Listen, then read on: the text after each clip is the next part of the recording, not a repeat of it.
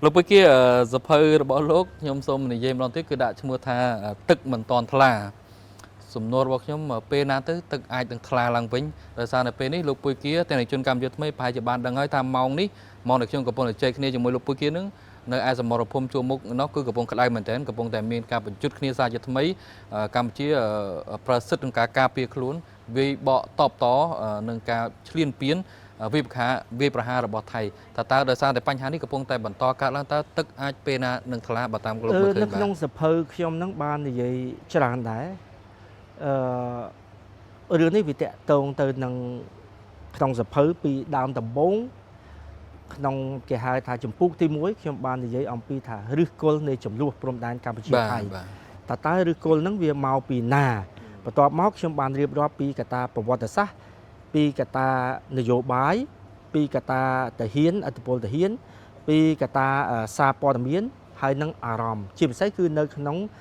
nề dỗ bái tây nóng rồi bao và tây Thái cả ta tầng o nâng hay môi nâng hay cung châu kia máu về tây chia bánh há nó mà bánh há mà đó tây Campuchia đi chẳng hay bằng không chia dùm rộng lịch ở khơi hai tầng o đi việc tiêm tia trời cả pel dú đam bay aoไปchia porat Thái ao ไปchia chôn Thái និស្សិត Thái តើប្រវត្តិសាស្ត្ររបស់គាត់គួរតែផ្លាស់ប្ដូរ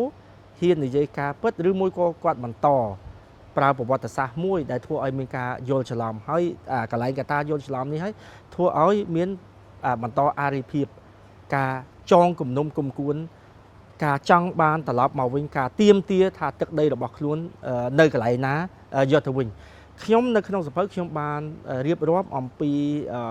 សាស្ត្រាចារ្យដ៏ល្បីល្បាញមួយរូបរបស់ជនជាតិថៃដែលគាត់បាននិយាយថា